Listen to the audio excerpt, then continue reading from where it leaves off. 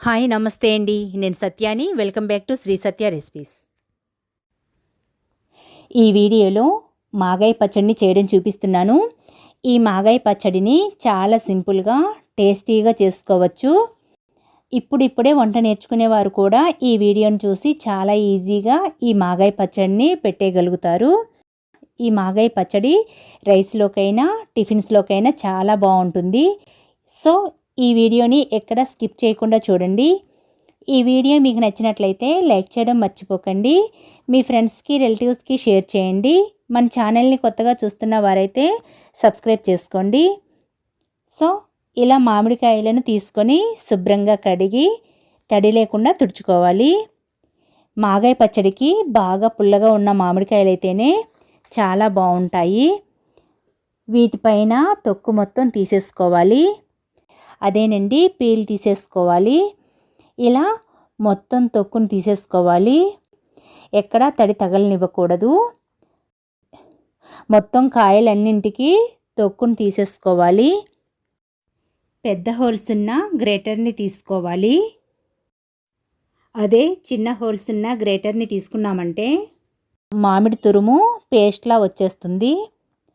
ఈ గ్రేటర్తో మామిడికాయను తురిమామంటే తురుము ఈ విధంగా ఉంటే పచ్చడి చాలా బాగుంటుంది. ఇలా మొత్తం అన్ని కాయలను తురుముకోవాలి. ఇలా తురుముకున్న మామిడి తురుమును ఒక ప్లేట్లో వేసి ఎండలో పెట్టుకోవాలి. అయితే ప్లేట్లో వేసేటప్పుడు మాత్రం పల్చగా కాకుండా ఇలా మందంగానే తురుమును వేసి ఎండలో 1-2 గంటల పాటు ఉంచుకోవాలి. మామిడి తురుముతో పచ్చడిని అప్పటికప్పుడు కూడా పెట్టేసుకోవచ్చు. ఇలా 1-2 గంటలు ఎండబెట్టుకొని పచ్చడి పెట్టుకున్నామంటే పచ్చడి చాలా బాగుంటుంది. ఇలా ఒక 2 గంటల తర్వాత తురుముని తీస్తున్నాను.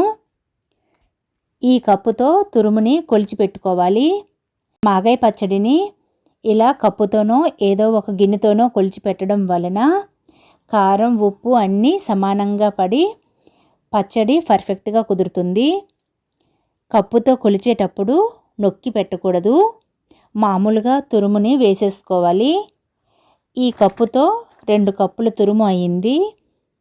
దీన్ని పక్కన ఉంచి స్టవ్ పై ప్యాన్లో 1 టేబుల్ స్పూన్ మెంతులు, 2 టేబుల్ స్పూన్స్ వరకు ఆవాలు వేసి దోరగా వేయించుకోవాలి. హీట్ని లో ఫ్లేమ్లోనే పెట్టుకొని కలర్ మారి రెడ్ షేడ్ వచ్చేంత వరకు వేయించుకోవాలి. వీటిని పూర్తిగా చల్లారిన తర్వాత ఫైన్ పౌడర్ లాగా గ్రైండ్ చేసుకోవాలి.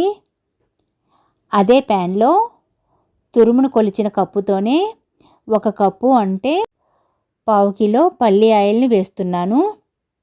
ఆయిల్ హీట్ అయిన తర్వాత 1 టేబుల్ స్పూన్ ఆవాలు వేసి 1 నిమిషం పాటు వేయించుకోవాలి. ఒక పెద్ద వెల్లుల్లిపాయను చిదిమి ఆయిల్లో వేసి కట్ చేసిన 4 ఎండుమిర్చిని కూడా వేసి వేయించుకోవాలి. అయితే నిల్వ పచ్చళ్ళలో ఎప్పుడు శనగపప్పు, మినపప్పు, కరివేపాకు లాంటివి వేయకూడదు. ఇలా వెల్లుల్లి ఎండుమిర్చి వేసిన తర్వాత వెంటనే స్టవ్ను ఆపేసుకోవాలి. ఆ నూనె వేడికే అవి వేగిపోతాయి. లేకపోతే వెల్లుల్లి మిర్చి మాడిపోతాయి. ఇలా ఆయిల్ని మొత్తం పూర్తిగా చల్లారనివ్వాలి. ఒక మిక్సింగ్ బౌల్లోకి 2 కప్పులు మామిడి తురుము తీసుకున్నాం కాబట్టి అదే కప్పుతో 1/2 కప్పు కారం తీసుకోవాలి. 1/2 కప్పు సాల్ట్ వేసుకోవాలి. ఈ మామిడికాయ చాలా పుల్లగా ఉంది కాబట్టి 1/2 కప్పు సాల్ట్ వేస్తున్నాను. పులుపు సరిగా లేకపోతే మాత్రం ఉప్పు కొద్దిగా తగ్గించుకోవచ్చు. గ్రైండ్ చేసిన మెంతి ఆవపిండిని కూడా వేసేసుకోవాలి. 1/2 టీ స్పూన్ పసుపును కూడా వేసి అంతా కలుపుకోవాలి. అన్నీ కలిసేలా కలుపుకోవాలి. కొద్దిగా సాల్ట్ ఉంచాను, అది కూడా వేసి కలుపుతున్నాను. ఇలా మొత్తం కలుపుకోవాలి. పూర్తిగా చల్లారిన ఆయిల్ను కూడా వేసుకోవాలి. ఆయిల్ వేసి మొత్తం అంతా కలిసేలా కలుపుకోవాలి. ఇంతేనండి, మాగాయ తురుము పచ్చడి రెడీ. ఈ పచ్చడిలో ఉప్పు అన్నీ సరిపోయాయి. దీన్ని జార్లో పెట్టుకొని 1-2 నెలల పాటు బయట ఉంచుకోవచ్చు.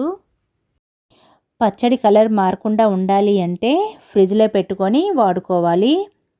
ఇంతేనండి, ఎమ్మీగా ఉండే మాగాయ పచ్చడిని వేడివేడి అన్నంలో వేసుకొని తింటూ ఉంటే తినే కొలది తినాలనిపిస్తుంది. సో ఈ విధంగా మాగాయ పచ్చడిని ట్రై చేసి చూడండి, చాలా బాగుంటుంది. ఈ వీడియో మీకు నచ్చినట్లయితే లైక్ చేయడం మర్చిపోకండి. మీ ఫ్రెండ్స్కి రిలేటివ్స్కి షేర్ చేయండి. మన ఛానల్ని కొత్తగా చూస్తున్న వారైతే సబ్స్క్రైబ్ చేసుకోండి. Thanks for watching Shri Satya recipes.